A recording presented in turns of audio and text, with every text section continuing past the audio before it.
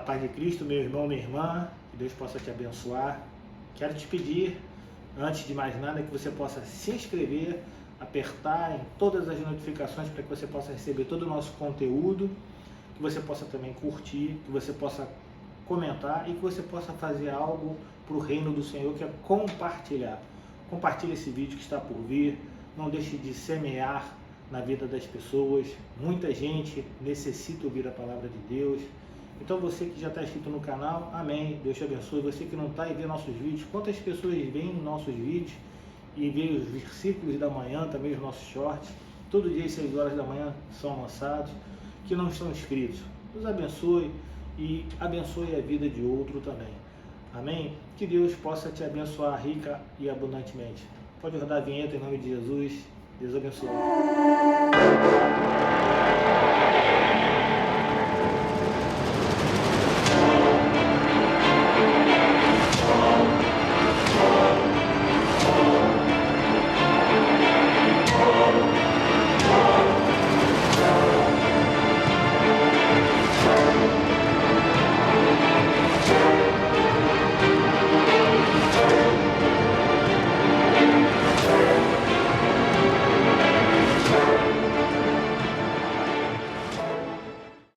Pode abrir a sua palavra de Bíblia no Evangelho de Jesus Cristo, segundo escreveu Lucas, capítulo 2,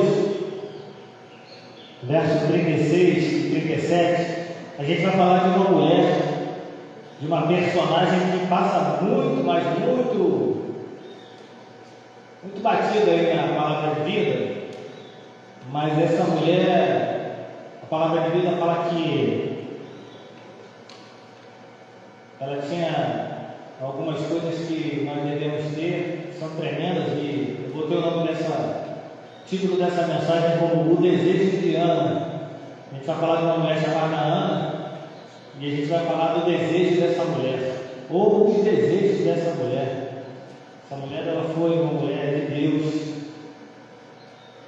Lucas, capítulo 2, verso 36, a gente vai ler o verso 36 e o verso 37.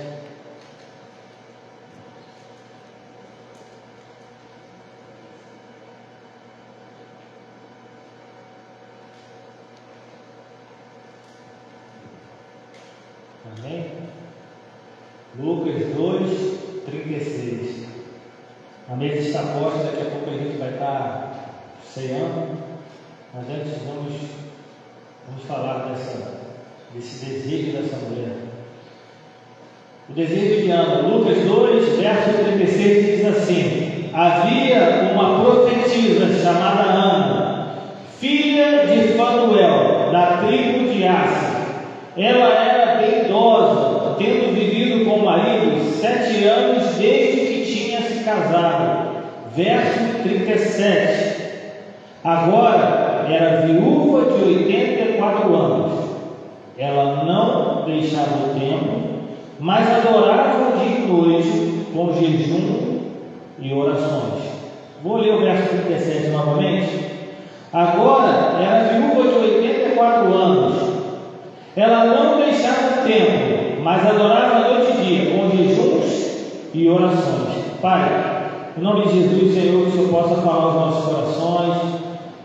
Desejo dessa mulher possa ser o nosso desejo também, que possamos ser, Senhor, alinhados também em desejo, Senhor, como essa mulher idosa, viúva, Senhor, foi, Pai. Fala a cada um de nós, que o Senhor possa, Pai, tocar em cada um, Pai, para que possamos entender, Senhor, e sermos, Senhor, incentivados, Senhor, a cada vez mais, Senhor, desejarmos, Senhor, estarmos na Tua presença, te buscando, te querendo. Pai, ser conosco, Pai, nesse momento, Pai, que o Senhor possa trabalhar na minha vida também, Pai, que eu não possa atrapalhar em nenhum momento, Senhor, que Tu queres falar com o Teu povo, Pai. Abençoa, Senhor, a cada um, Pai, através dessa palavra, e faz isso para a Sua glória. É a oração que fazemos em nome de Cristo, que o povo diga amém e amém. Graças a Deus, podeis assentar. Desejo. O desejo é uma palavra que é derivada do latim desidium. Desejo é definido pelo dicionário como a ação ou o efeito de aspirar, querer, ter vontade de algo ou alguma coisa. Novamente, eu vou falar o que é Desejo é definido como a ação e o efeito de aspirar, querer, ter vontade de algo ou alguma coisa.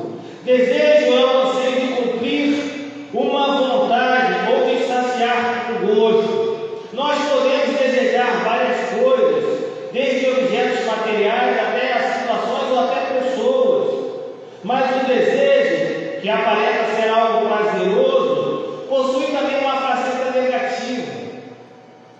É o caso do desejo que não é alcançado e que gera uma demanda reprimida. Vou dar um exemplo, é o caso do jovem que desejava ser jogador de futebol, mas aí seu pai queria que ele estudasse, e por conta disso ele não tinha tempo para treinar. Então aquele desejo ele é reprimido, aquele desejo se transforma numa demanda reprimida. Pois bem, Platão, o filósofo Platão, acreditava que o desejo é uma característica de seres perfeitos, e graças a Deus por conta disso. Eu creio que o desejo faz parte da natureza humana e é um dos motores que impulsionam a conduta humana. Porque desejamos, porque queremos, porque ansiamos, então isso nos impulsiona a gente ter alguns tipos de condutas, e aí podem ser desejos bons, desejos ruins, e as condutas também podem ser boas ou ruins. Certo é que o desejo é um dos motores que impulsionam a nossa conduta como ser humano. E mesmo que esse desejo seja para algo negativo e o motiva para praticar condutas perniciosas, o desejo ele faz parte da nossa natureza. Eu e você temos desejos. Pois bem, nós lemos dois versículos que falam de uma mulher que tem o nome de Ana. Normalmente quando a gente lembra de uma mulher com esse nome na palavra de vida, nós logo remetemos a Ana, que está escrita lá no Velho Testamento. A Ana que foi a mãe do profeta Samuel, um dos personagens bíblicos mais importantes da história. A Ana é descrita nos 2 primeiros capítulos do livro de 1 Samuel. A Ana, que era uma das 2 esposas de Elcana, sendo a predileta do seu esposo, mas estéril. Ela era casada com Elcana e era angustiada por conta da sua esterilidade, que não deixava ela completar a sua felicidade, que era o seu esposo. Que além disso, essa Ana ela convivia com Penina, a outra esposa de seu marido, que zombava da sua condição de esterilidade. E essa mulher, que ainda zombava dessa condição de Ana, ela ainda tinha filhos com o marido Eucana. A Ana que tinha em seu esposo um homem muito devoto. Eucana era um homem devoto. Todos os anos ele levava a sua família até Siló, porque lá em Siló ficava localizado o tabernáculo, desde os dias de Josué, e lá eles iam adorar e sacrificar ao Senhor. A Ana que sofria, mas que em uma dessas jornadas a Siló foi até a porta do tabernáculo, e diz a palavra de vida que com a amargura da alma orou ao Senhor e chorou abundantemente. A Ana, que em sua oração pediu por um filho e fez um voto ao Senhor. A Ana que prometeu entregar seu filho ao Senhor por todos os dias da sua vida, e que prometeu que sobre sua cabeça não passaria navalha. Essa Ana ela teve seu desejo concedido pelo Senhor. Depois que a família de Elcana, seu esposo, volta para Ramá, a palavra de vida diz que o Senhor se lembrou dessa Ana do Velho Testamento, e passou-se um tempo, ela concebeu um filho, e ela chamou esse filho de Samuel. Então ela pegou esse pequeno filho, conforme o voto que ela fez, ela entregou esse filho no tabernáculo, aos cuidados de Eli, o sacerdote da época. Essa Ana desejou ter um filho, e fez um voto com o Senhor, e ela cumpriu mesmo depois que este concedeu esse desejo. Essa Ana, posteriormente ao nascimento do seu filho Samuel, ela se tornou então mãe de 5 filhos, 3 homens e 2 mulheres. Nós encontramos na oração dessa Ana do Velho Testamento um cântico de ação de graça maravilhoso, lindo, que está lá em 1 Samuel 2, de 1 a 10. Mas não é sobre essa Ana, não é sobre esse personagem que também tem o nome de Ana, que Deus quer falar nessa manhã com cada um de nós, quer tratar sobre desejo.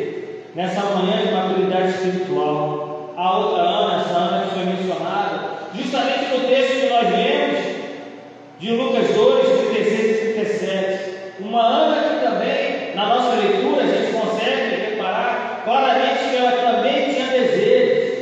E eu vou ler o texto novamente, Lucas 2, 36. Diz assim: havia uma profetisa chamada Ana, filha de Fanuel, da tribo de Asser.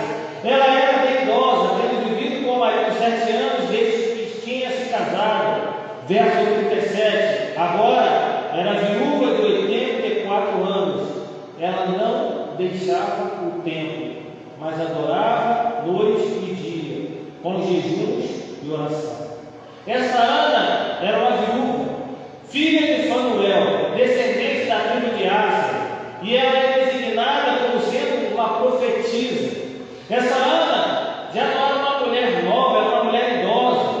Havia se casado com 7 anos antes de se tornar viúva, sendo que o texto bíblico nos diz que mesmo aos 84 anos, ela não se apartava do templo, servia a Deus de dia e de noite dentro do templo, com jejuns e orações. Essa Ana também tinha desejos, mas diferente da sua charada do Velho Testamento, eram desejos divergentes e diferentes. Então eu quero ver com você nessa manhã esses desejos que essa mulher tinha, e vamos comparar esses desejos aí, ou autoanalisar esses desejos aí, com os nossos, enquanto cristãos, não enquanto homem, enquanto mulher. O primeiro desejo que essa mulher tinha era de ficar no templo. Diz a palavra lá em Lucas 2,37, ela não deixava o templo. Aquela mulher tinha o desejo de ficar dentro do templo. Aqui a gente pode ver claramente que ela não deixava o templo de jeito nenhum. Não que ela morasse no templo, apenas que ela ficava ali constantemente, frequentando as cerimônias de manhã e de tarde. O desejo de Ana era estar no meio da congregação, e ela fazia isso de forma e maneira constante. Eu creio que não existe embaixo dos céus nada mais lindo do que a igreja do Senhor. E eu não me refiro à construção, aquilo que é feito de tijolos e cimento. Eu me refiro a pessoas que estão dentro de uma igreja, louvando ao Senhor. Outras pessoas que contemplam uma catedral, um templo, um prédio belíssimo e ficam impressionadas com o que vem. Mas isso não é a igreja do Senhor. A igreja de Cristo é feita de pedras vivas, é feita de gente, é feita de pessoas que um dia tiveram um verdadeiro encontro com o Senhor e que por conta disso tiveram a sua vida transformada e passaram então a ser a igreja do Senhor. Não há nada mais lindo embaixo dos céus do que a igreja do Senhor. Pessoas congregando, falando do amor de Cristo, louvando ao Senhor. Aquela mulher, ela não deixava o templo. Hebreus 10:25 diz: não deixemos de nos congregar, como é o costume de alguns. Pelo contrário, façamos admoestações, ainda mais agora que vocês veem que o dia se aproxima. Estar no culto, estar dentro da casa do Senhor, é cumprir o que o Senhor nos ordenou, congregar. Quando nós nos reunimos, congregamos. Cada reunião da igreja é uma expressão de culto, de adoração ao único que é digno de ser adorado, ao único que é digno de ser cultuado, a Jesus Cristo, o Senhor. São momentos que nós temos que nos lavam espiritualmente, nos curam, nos libertam, nos consolam. Precisamos ter costumes sadios e não costumes abomináveis. Tem gente que deixa de congregar, tem gente que deixa de estar dentro do templo. O desejo de Ana era estar dentro do templo. Não é pecado, meu irmão, se ausentar de alguns cultos, não. Não é pecado, não. Mas não deve ser uma prática. Quando uma pessoa falta num culto de domingo, por exemplo, ela sente o coração dor um pouco, porque ela está direto. Se ela deixar de ir no culto, de repente, por 2 domingos, o coração parece que dói menos. Aí, se a ausência acontecer por 3 domingos, o coração já acaba se acostumando. E isso Isso causa algo chamado esfriamento na fé. A pessoa começa a esfriar na fé. Está no templo, congregando, não tem nada a ver com a simples frequência dos cultos, com a quantidade de vezes que a pessoa vai no templo. O congregar, o estar juntos, tem a ver com a adoração da família de Cristo ao único que é digno de receber toda a honra e todo o louvor. E isso deve ser prioridade na vida de cada um de nós. Deve ser prioridade na minha vida, na sua vida. Algumas pessoas, elas ficam chateadas por ser logo no domingo, dia que temos com mais disponibilidade de congregar. Mas você já tentou ver de olhos diferentes? Esse domingo, esse tempo que servimos ao Senhor, o domingo é um dia tão especial que o próprio governo, ele nos dá o direito de ficarmos em casa e até receber por ele, como se tivéssemos trabalhado. E esse tempo é o tempo de servirmos ao Senhor. O celular e as transmissões nas mídias sociais não substituem a vida presencial no meio da congregação em dia e horário de culto. Eu tenho certeza. Vamos analisar. Quem gosta de determinado time ou artista, ou tem até um determinado entretenimento, até consegue ver através do celular, computador ou televisão. Mas estar no evento é algo diferente. E assim é o congregar. É diferente você assistir na mídia social do que você estar na igreja. Estar nos cultos em vez de assistir pela televisão, celular ou computador faz toda a diferença. É o clima, é a glória, é a unção, é a comunhão. A fé cristã não é para ser vivida individualmente. Há necessidade de algo chamado convívio. Ana, o desejo dela sempre foi ficar no templo. Seu prazer era congregar. E veja bem, a sua idade, a sua condição social, uma viúva de 84 anos, não impediam isso. Ela ia, mesmo com a condição social, mesmo com a sua idade avançada, ela ia na casa do Senhor. Tem gente que por bem pouco não vem ao templo. Tem gente que por bem pouco que não vem à casa do Senhor congregar. Primeiro desejo de Ana, estar no templo, na casa do Senhor. O segundo desejo dela era a adoração diária. O texto de Ana diz que Ana adorava de dia e de noite e de dia. Ela adorava em todo o tempo. Toda hora do tempo ela adorava ao Senhor. Mas ela ficava 24 horas adorando? Não. Mas a adoração ela deve ser um hábito na vida de todo cristão. Porque é no meio da adoração que a gente demonstra o amor, o respeito e dedicação a esse Deus maravilhoso. Mais que isso, adorar e reconhecer diretamente que tudo, absolutamente tudo, provém de Deus. Então, por esse motivo, devemos ter fundamentalmente uma rotina de adoração. Devemos ter esse tipo de rotina. Tem gente que não ora só quando chega na igreja. Tem gente que só abre a Bíblia quando chega na igreja e sabe, sei lá, se abre a Bíblia. Tem gente que pega a Bíblia, sabe, sei lá, que horas pega, ou vai na igreja até esquece para chegar na igreja.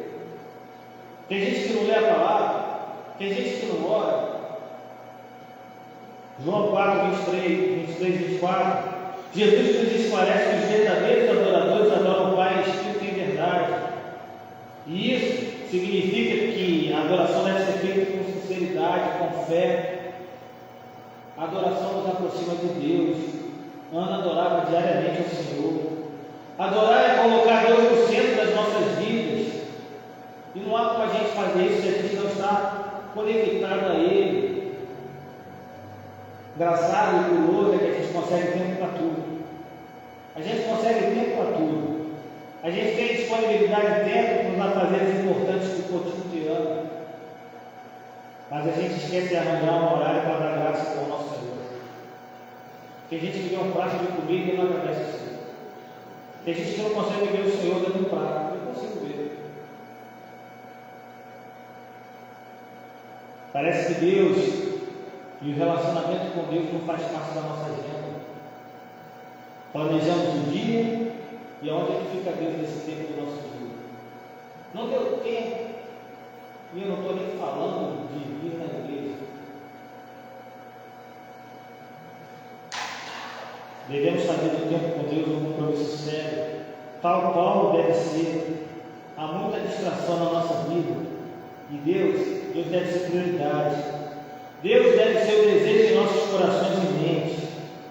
O horário estabelecido deve ser em todo o tempo. Em todo o tempo, tudo que você faz, você deve glorificar o Senhor. A gente deve fugir das distrações. E olha que a nossa vida, nos dias de hoje, ela é recheada de distrações. Parece que ela nos surge aos montes, principalmente quando a gente resolve se dedicar a ter uma vida com o nosso Senhor. É sono, é preguiça, é imprevisto, que tomam tempo, amizades que nos afastam do Pai. Isso aparece em profusão.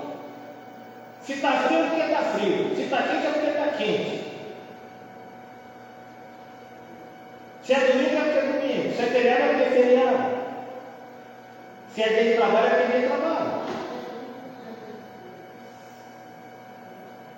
Repare bem, meu irmão, minha irmã, nós somos atacados diariamente por coisas e pessoas que querem nos manter longe de Deus.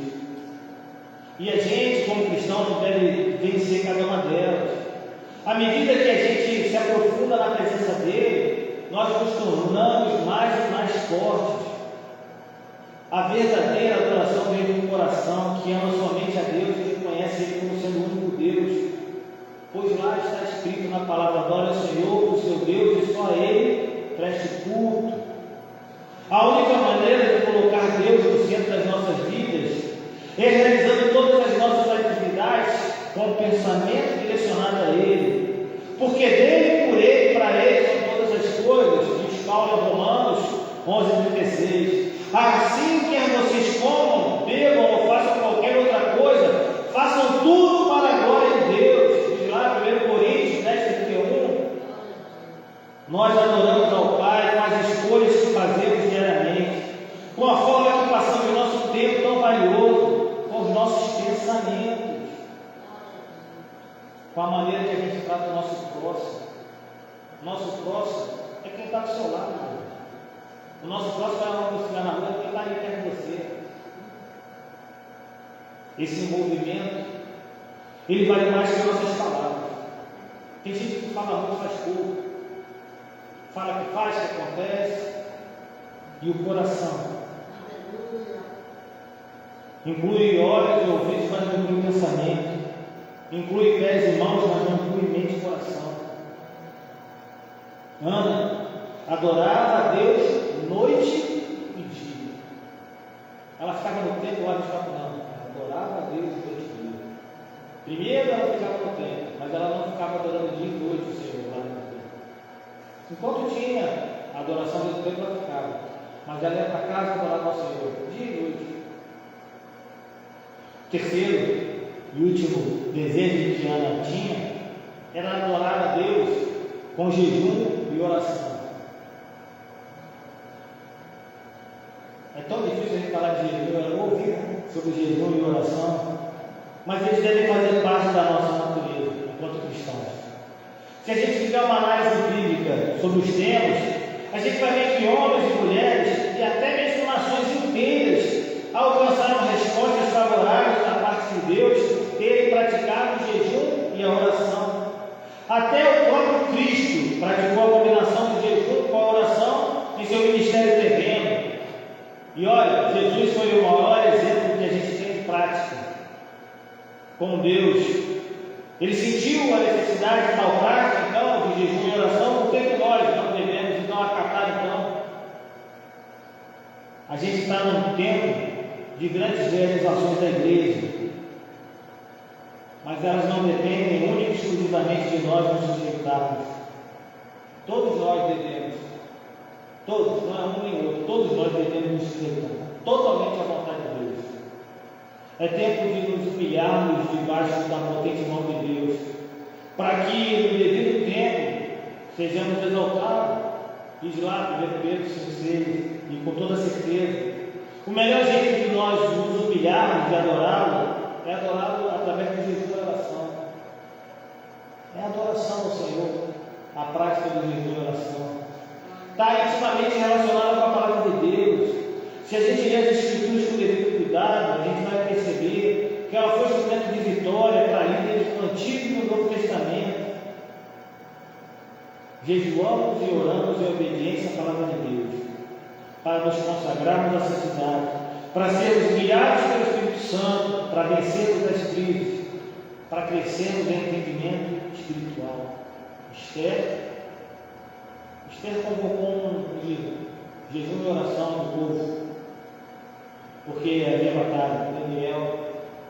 Daniel tinha a prática de jejum e oração. Esdras, Paulo, Policarpo, Fíneo, Espúrio, e nosso exemplo maior, Jesus Cristo jejuou. Quando você jejua, você está se humilhando debaixo da potente mão de Deus. Quando você jejua, você vai ser capaz de ver as prioridades da vida de uma maneira mais clara. O reino de Deus vai se tornar a prioridade da sua vida, e você vai ter percepção, uma maior percepção sobre os seus valores. Quando você jejua, você encontra equilíbrio na área de sua vida que geralmente está desequilibrada. Quando você jejua, egoísmo, ambição e orgulho começarão a ser banidos de sua vida. Você vai começar a valorizar e realmente apreciar as coisas que Deus tem concedido.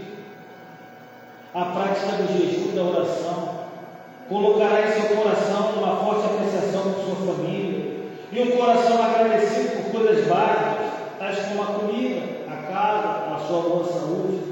Você se tornará mais sensível ao Espírito de Deus. As coisas espirituais tornar-se-ão mais claras e efetivas em seu viver. Quando você jejua, as suas áreas de fraqueza, elas são expostas e o Senhor trata delas naquele momento. Você vai ter domínio próprio quando você jejua. O jejum em si mesmo ele não traz cura, mas ele, na verdade, ele vai te proporcionar vitória no mundo espiritual. O jejum não é uma cura de Deus para os males, mas é uma poderosa arma de guerra. Ana foi uma viúva de 84 anos de idade, que viveu literalmente no templo. Devotou todo o seu viver à prática do jejum e da oração diante de Deus. Mesmo vivendo naqueles dias tenebrosos, aquela doce senhora, ela foi reconhecida e honrada como profetisa. Reconhecimento como este são para pessoas cujas vidas estão permeadas na disciplina de uma adoração diária, vivida em oração, em jejum. O desejo de Ana, por fim, era amar o Senhor e andar em justiça. Era terminar a sua carreira profetizando sobre o pequenino Jesus. Então, se você for mais adiante no verso 38, porque a gente consegue visualizar os desejos de quem foi Ana. Mas logo no verso seguinte, ao 37 e 38, diz assim: e chegando naquela hora, dava graças a Deus e falava a respeito do menino a todos os que esperavam a redenção de Jerusalém. Então vou te explicar o texto central que nós lemos, Lucas 2, 36 e 37, o seu complemento no verso 38, fala sobre uma passagem que informa que após alguns dias, depois do nascimento de Jesus, José então e Maria, elas pegam o pequeno Jesus e levam lá no templo de Jerusalém para apresentá-lo ao Senhor. E lá eles encontram um homem de nome Simeão. Diz a palavra de vida que esse homem era justo, era piedoso, e ele esperava a consolação de Israel, ou seja, a vida do Messias, ou seja, a vida de Cristo. E diz mais que esse homem, o Espírito Santo estava sobre ele. Simeão havia recebido uma revelação do Espírito Santo de que não morreria antes de ver o Cristo do Senhor. Diz a palavra de vida que, movido pelo Espírito, ele foi ao templo, e quando os pais trouxeram Jesus para apresentá-lo, então Simeão tomou nos braços e louvou a Deus, dizendo: agora, Senhor, podes despedir em paz o teu servo, segundo a tua palavra, porque os meus olhos já viram a tua salvação, a qual preparaste diante de todos os povos, luz para a revelação aos gentios e para a glória do teu povo de Israel. E o pai e a mãe ficaram admirados com que Simeão falava a respeito de Jesus. Simeão, então, nos abençoou e disse a Maria, mãe do menino: eis que este menino está destinado tanto para a ruína como para a elevação de muitos em Israel, e para ser alvo de contradição, para que se manifestem os pensamentos de muitos corações. Quanto a você, Maria, uma espada atravessará a sua alma.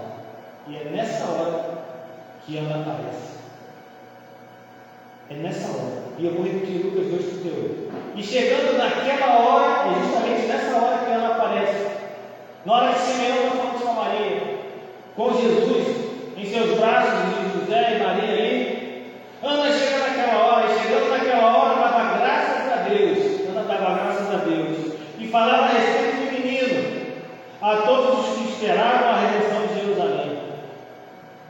Eu creio que como Simeão aquela mulher cria, que mesmo com aquela idade, não era com a condição social, ela ia ver o Messias, e ela viu, ela contemplou aquela criança dentro do templo, e a gente tinha a mesma oportunidade de contemplar Deus dentro do templo da casa dele.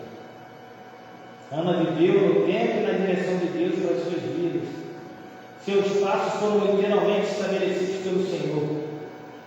Para Ana, os mais de 80 anos caminhando com o Senhor, culminaram no glorioso momento que ela contemplou a face do Deus encarnado. Então, imediatamente, ela começou a proclamar a verdade sobre o Filho de Deus. A gente se envolve em tanta coisa na nossa vida, no nosso dia a dia, e às vezes parece que a realidade de Cristo em nós parece que é ofuscada. Nós precisamos ter os desejos de ver Jesus a cada momento de nossa vida, ter Ele do nosso lado. Ana claramente viu Jesus porque ela desejava em todo o tempo ter Deus próximo à sua vida.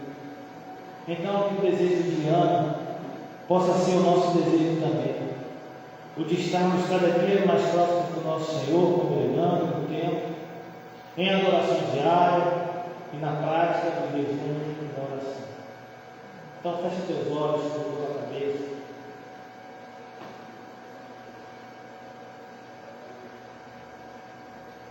Senhor amado, Deus desde a eternidade,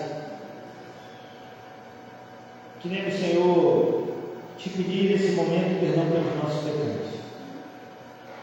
Te pedir perdão, Senhor, por aquilo que praticamos, por aquilo que fizemos, que pensamos, que foi contrário ao seu desejo, à sua vontade, aquilo que o Senhor tanto quer em nossas vidas. Queremos te pedir, Senhor, também, Senhor, que o Senhor possa nos encher cada dia mais, não se apartar da nossa vida, se fazendo presente em nós todo o tempo, para que possamos ser fortalecidos, Senhor, pela Tua presença, pela glória que há no Seu santo nome, Pai. Que os desejos que aquela mulher, aquela senhora idosa teve, Pai, possam ser os nossos desejos também, Senhor. O de ficarmos no templo, de adorarmos dia após dia o Senhor, Pai. Que possamos voltar a praticar o jejum e a oração. Pai, em nome de Jesus, Senhor, nos fortalece. Nos fortalece essa manhã, Pai. Uma manhã em que nos aproximamos de Ti, Pai. Nos aproximamos da mesa.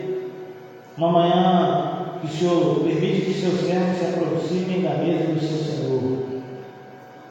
Pai, toma nossas vidas, Senhor. E glorifica o seu santo nome, Senhor. A oração que fazemos em nome de Cristo. Todos digam amém. Você pode ficar de pé, meu irmão, minha irmã. O nosso ministro não está passando pelos elementos. Você que é batizado, não deixe de se aparte não desse momento não. Tem gente que se afasta da mesa, não se afaste não. Esse é o momento de pedir perdão, é o momento de reafirmar a aliança com o Senhor, esse é o momento de agradecer ao Senhor, e esse também é o momento da gente se autoexaminar. A gente se autoexaminar bem a nossa vida. Esse momento é um momento sublime para cada um de nós.